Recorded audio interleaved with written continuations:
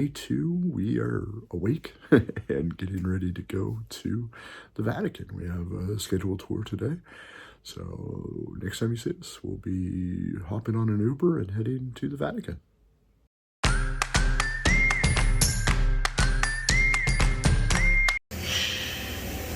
Street sweeper going by. He was spraying something a second ago.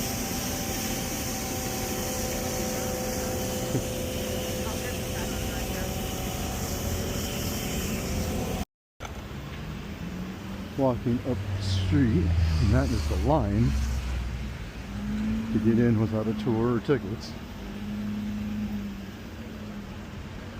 We are waiting for our City Wonders tour. Vatican right behind me. I'm going to record as much as I can. We'll see what we can do. It is 8:26. We checked in, or got in line about 8:10, checked in 8:15. So they gave us a hearing device and then earbud, and we can hear them perfectly. Tour guide is named Cosimo. So talking about here, I'll give kind of highlights on every once in a while. So we said there's two layers. The second layer was added about 500 years ago.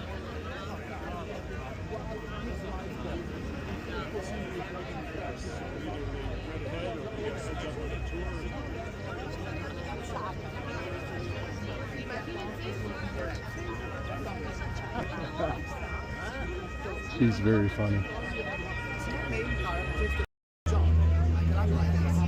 So Michelangelo is on the left and Raphael is on the right of the two statues.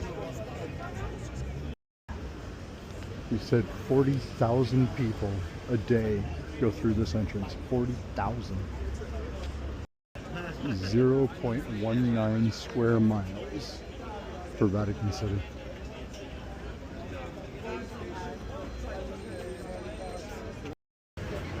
So above the door is the crest of John Paul II.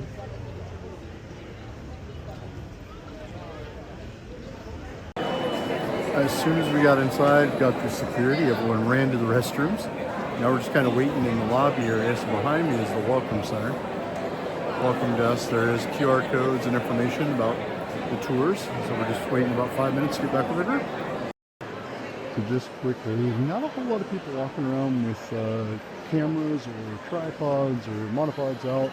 So I'm going to be doing a lot of this directly from my Ray-Ban Meta glasses. So hopefully it works. Might have to do some voiceover, but see how it goes. Again, in the lobby, just waiting for the tour to get started. Everyone's using the restroom. So we get two restroom stops on this tour. One at the beginning and one right before we get into St. Peter's Cathedral. St. Peter's Dome right in front of us. Built by Michelangelo. So there's people at the top there. 320 stairs to get up to the top. Gonna do most of this part from memory, but we believe this area was called the Belvedere Courtyard or the Octagonal Courtyard.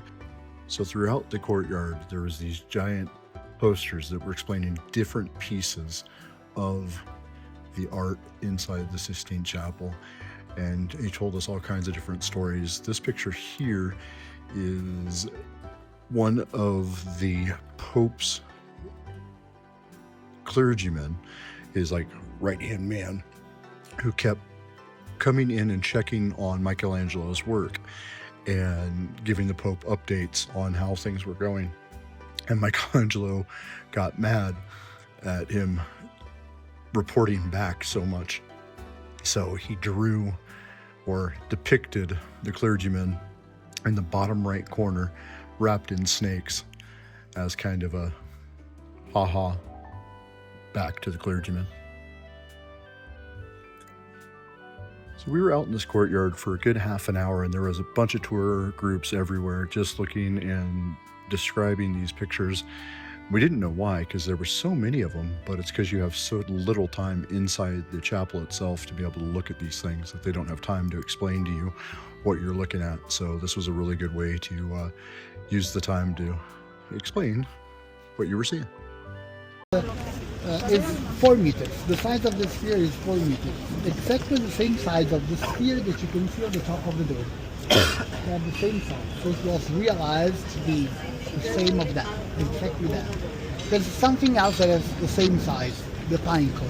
4 meters the pine cone, 4 meters the sphere, 4 meters that. Why? 3 again. The 3. Andiamo.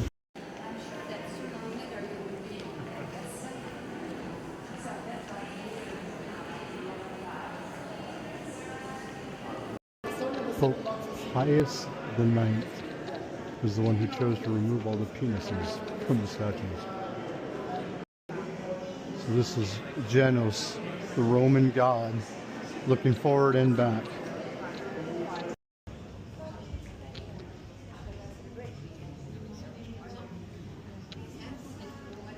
Giant textiles.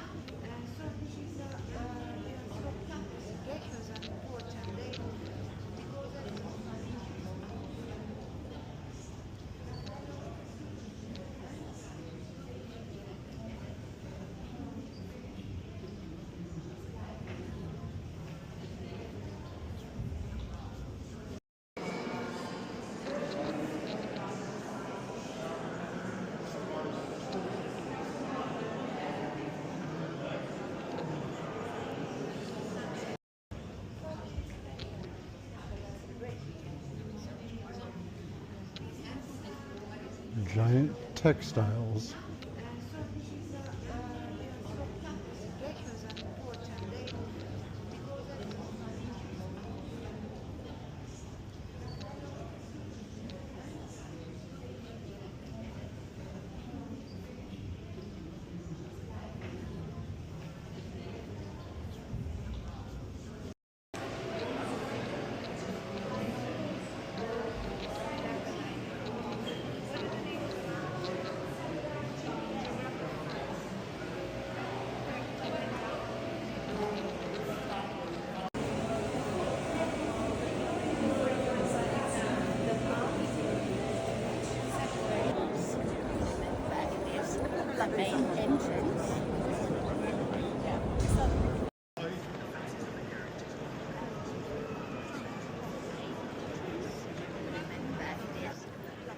So unfortunately by this point in the tour, which was 4 hours long, we were really tired and Jen's feet were hurting pretty bad. So I walked around St. Peter's Basilica, took a bunch of photos, but was kind of in a hurry because Jen was literally just sitting on the floor in a corner. It was a very long tour. But just kind of give you a quick review of the tour. Really enjoyed it.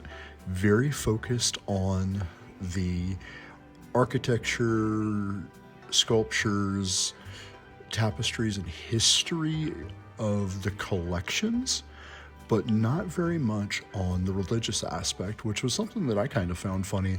I didn't think that I would be drawn to that aspect as much as I was, but really there wasn't a whole lot of connection to the Catholic Church. So if we were ever to go back, we would definitely do a more focused tour on the religious aspect of the Vatican, and then also a shorter tour because the 4 hours was just way too long. Once we finished the tour, we were just kind of sitting out in St. Peter's Square and passed a couple street poles, and we're back in Rome. So didn't even realize that we had basically left the Vatican grounds and we were back. The hard part was we couldn't get a taxi or Uber to come pick us up from where we were. So we tried for about 45 minutes to cycle through the taxi program and Uber and could not get anyone to pick up the fare. So we ended up walking, and even with Jen's feet hurting. So we walked back across the river and back over to our hotel and kind of sat down for a while in the room, and we'll pick back up with dinner that evening.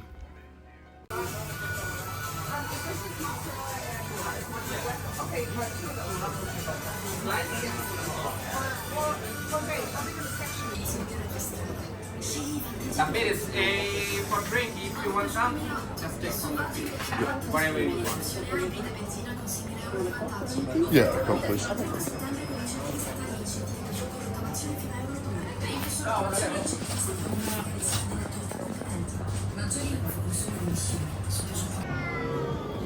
All right, my hat's all crooked. That's weird. Not gonna do that. Let's just put my hat back normal. Oh, that's better. Just finished dinner. That was really good. Appetito. The pizza, the crust on the pizza was so good. The arancini ball is not what we were expecting for arancini. I don't know what we had in mind, but still good. And price. We were so surprised by the prices we're finding on food. Appetizer, pizza, and drink. And Jen and I paid like 34 bucks. So really surprised. And I'm just kind of walking around, looking at some of the gift shops and stuff. And kind of seeing what we could see. So we're 3 minutes from the hotel. Hotel Nationale, so far today, between breakfast, the location, we've absolutely loved it. So it's been really good. We'll look around a little more at some gift shops, see what else we see tonight. So we just kind of walked for a while, and we're still looking for gelato. Turned the corner, we're like, oh, we're at our hotel.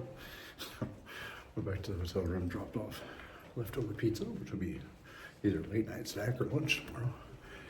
Now heading back out, we need to find some gelato, but I did find a place that had 5-minute fresh pasta. I think we'll be trying tomorrow. So cool, just walking around on these little streets and back roads, finding restaurants and all these cool places. So, not used to this style, so we're heading back out now. I'm gonna go find some gelato. All right, so we found the gelato place. Just kind of walked around. Trevi Fountain right behind us. Just came around the corner, we're like, oh, Trevi Fountain. So I think we're gonna get gelato and then sit at Trevi Fountain. When in Rome, right?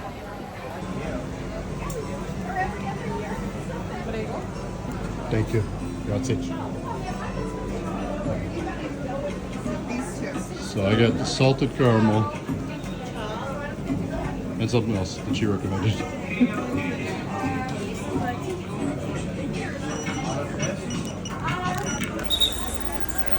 Being escorted by the Trevi Fountain. The police came out and were blowing their whistles.